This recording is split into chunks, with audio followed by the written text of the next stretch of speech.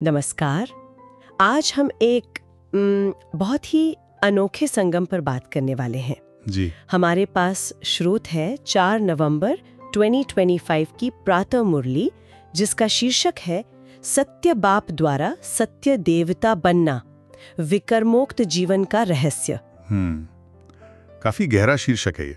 और हमारा मिशन इस आध्यात्मिक ज्ञान को आज के विज्ञान की कसौटी पर कसना, देखना कि क्या न्यूरोसाइंस, क्वांटम फिजिक्स, एपिजेनेटिक्स ये सब इस पर कोई रोशनी डाल सकते हैं। बिल्कुल, ये कोशिश दिलचस्प है। मतलब आध्यात्मिक ज्ञान और आधुनिक विज्ञान को जोड़ना। हाँ। मकसद सिर्फ अनुवाद नहीं है, बल्कि ये समझना है कि क्या ये दोनों मिलकर हमें विकर्मों से मुक्त जीवन का कोई रास्ता दिखा सकते हैं, प्रैक्टिकल रास्ता। तो चलिए शुरू करते हैं मुरली के मूल सार से।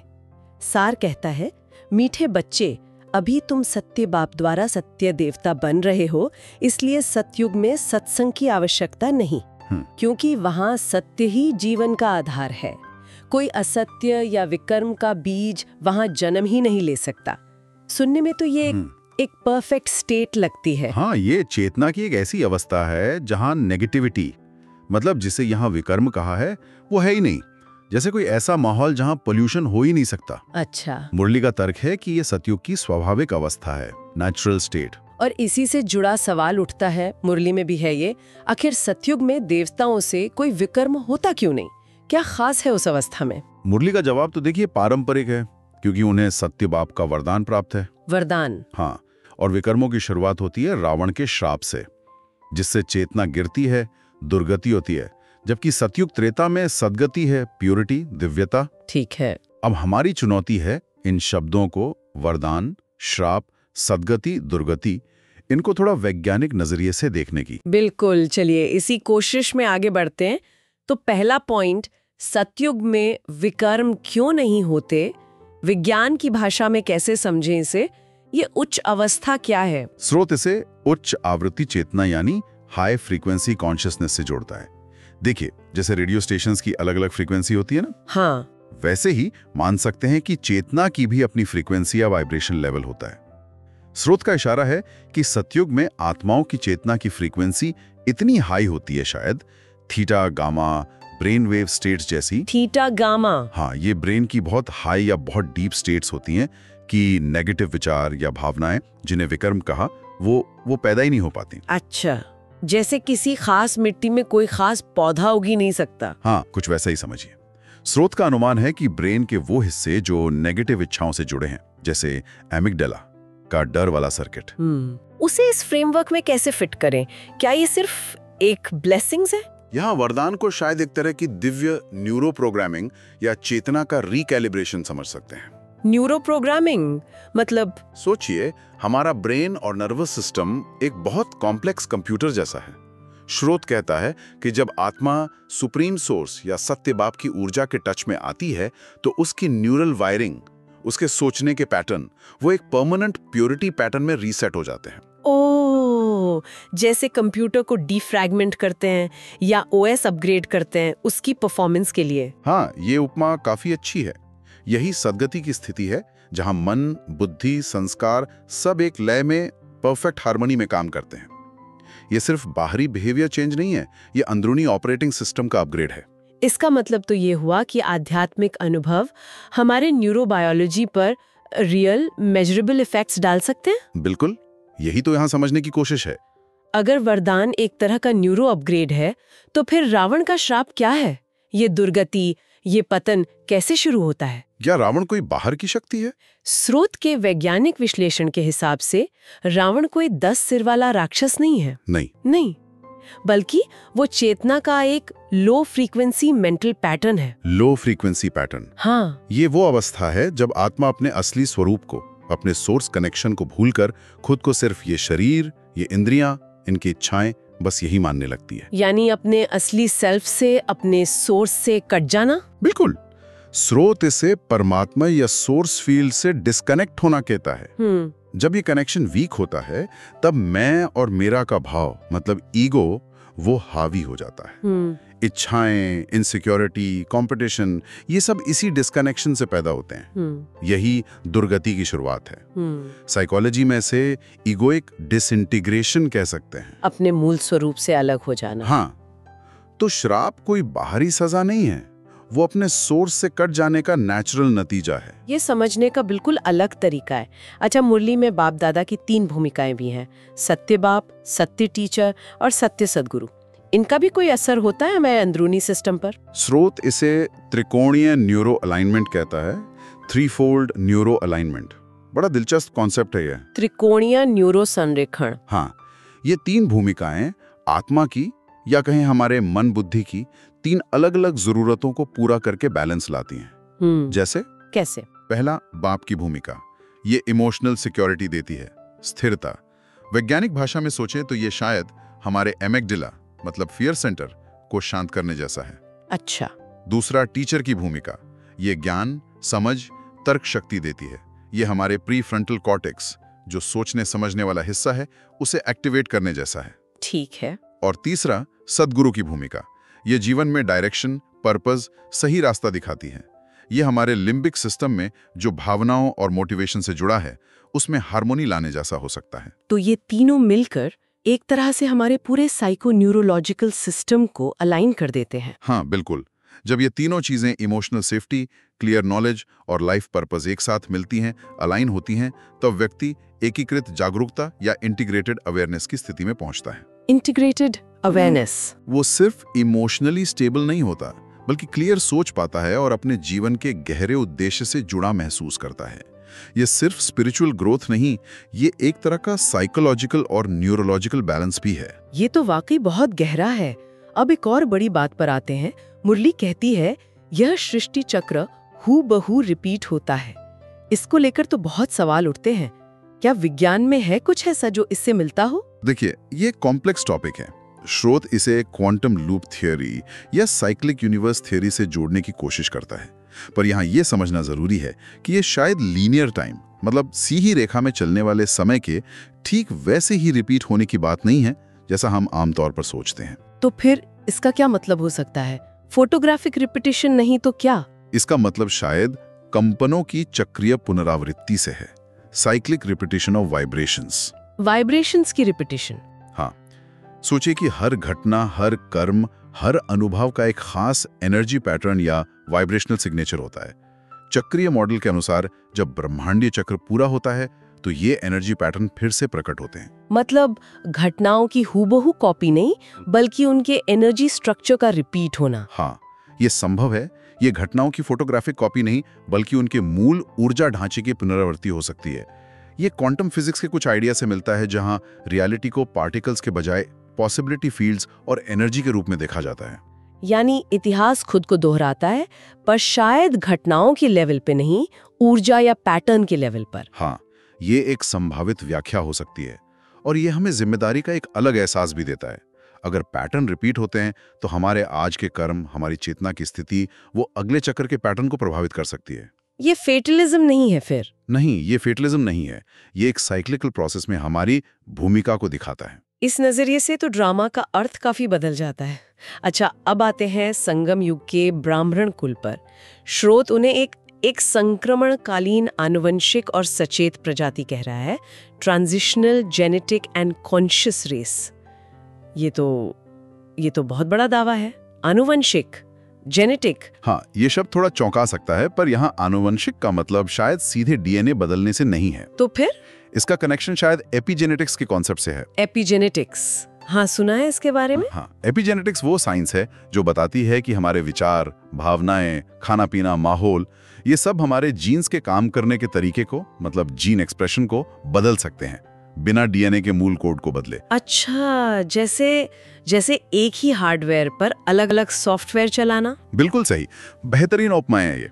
तो स्रोत का इशारा है कि ब्राह्मण वो आत्माएं हैं जो ज्ञान और योग के अभ्यास से अपनी चेतना की फ्रीक्वेंसी को इतना बदल रही हैं कि इसका असर उनके एपिजेनेटिक लेवल पर भी पड़ रहा है।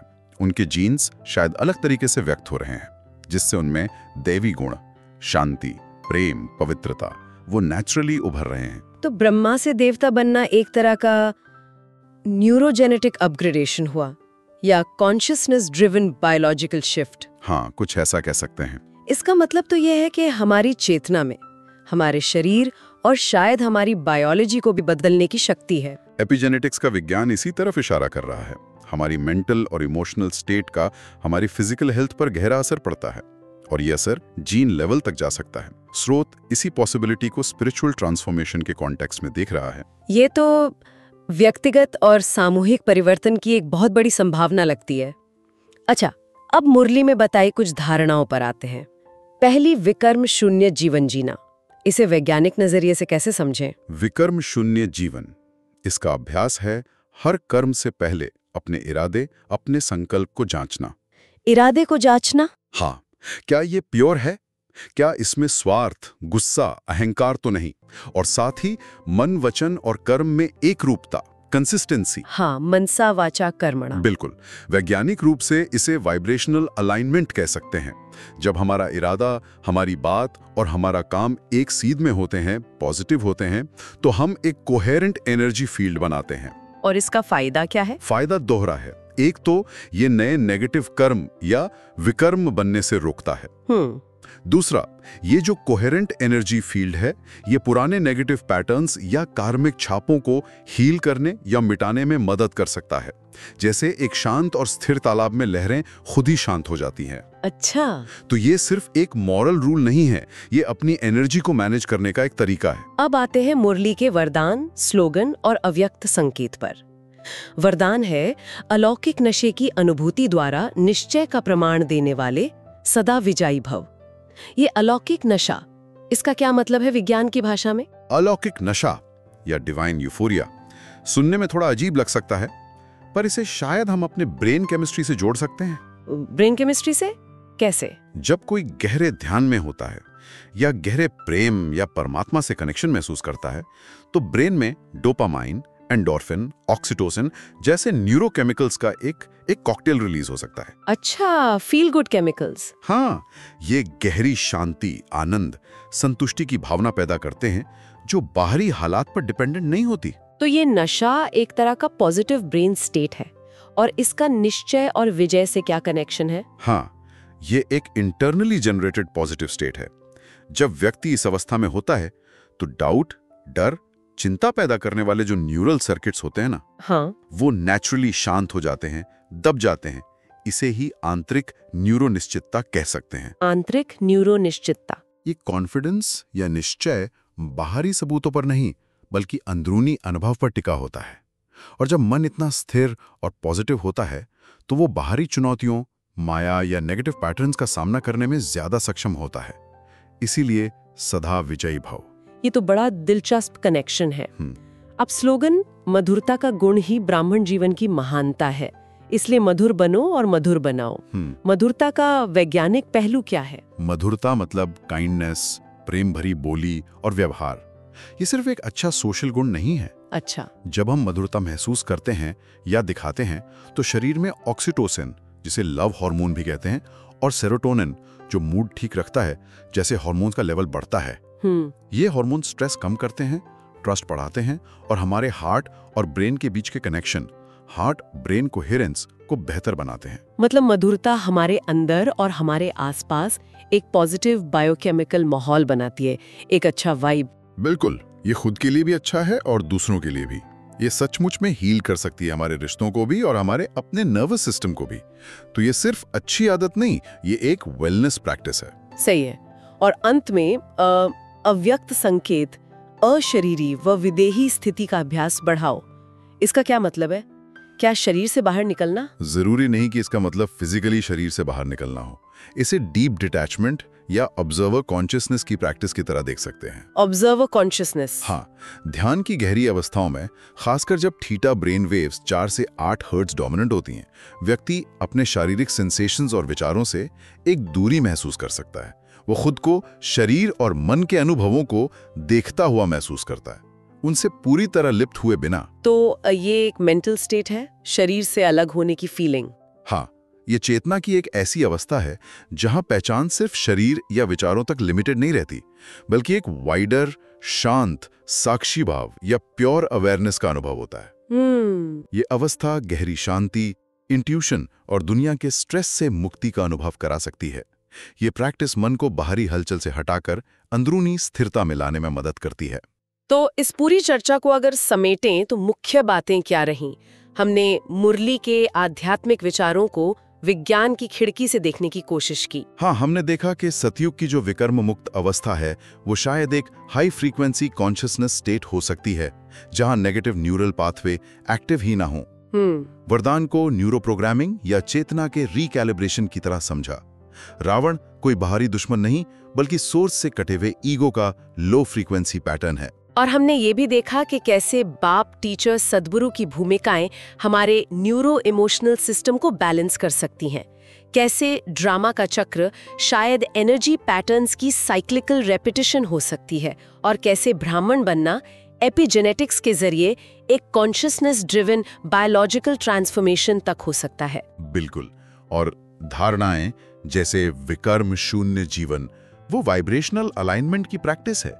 मधुरता पॉजिटिव न्यूरोकेमिस्ट्री को बढ़ाती है, और विदेही स्थिति थीटा ब्रेनवेव स्टेट में डिटैच्ड अवेयरनेस का अभ्यास है। हाँ, इन सब का निचोड़ ये है कि आध्यात्मिक रास्ते पे चलना सिर्फ विश्वास की बात नहीं है, ये हमारे मन, मस्तिष्क और शायद हमारी बायोलॉजी को भी बदलने की एक एक्टिव प्रक्रिया हो सकती है। और ये समझ हमें आज के संकल्प के लिए भी प्रेरित करती है।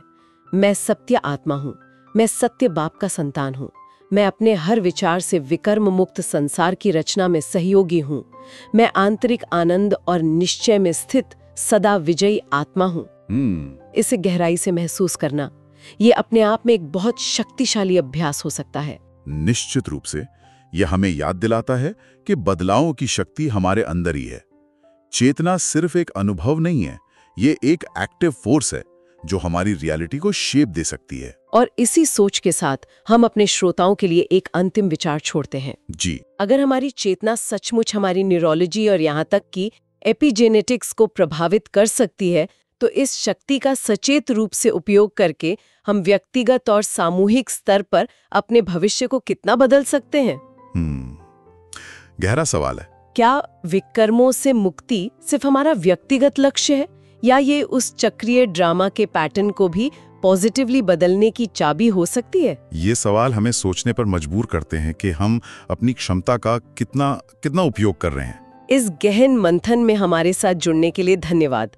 उम्मीद है ये विश्लेषण ज्ञानवर्धक और प्रेरणादायक रहा होगा। धन्यवाद। अगली बार फिर मिलेंगे एक और विषय की गहराई में उतरने के लिए।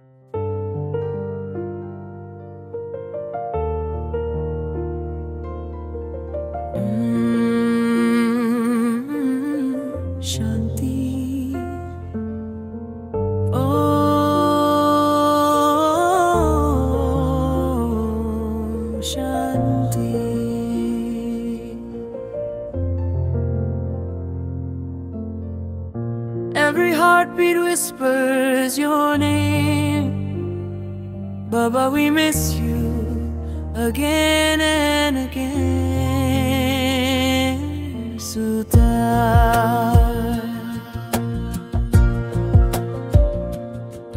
दिल के अंदर एक प्यारा सा एहसास है, बाबा तेरी यादों का जो साथ है। रूह रो रही है मिलने को फिर से, आजा बाबा संभल ले इससे again. Every night I close my eyes, feel your light across the skies. The world feels empty without your touch. Baba, we miss you so much. Baba, we miss you, come again. Fill our hearts with love again. Baba, we need you, hold our hand. Take us back to your silent land. आजा बाबा फिर से मिलन हो जाए, शांति के सागर में मन धो जाए।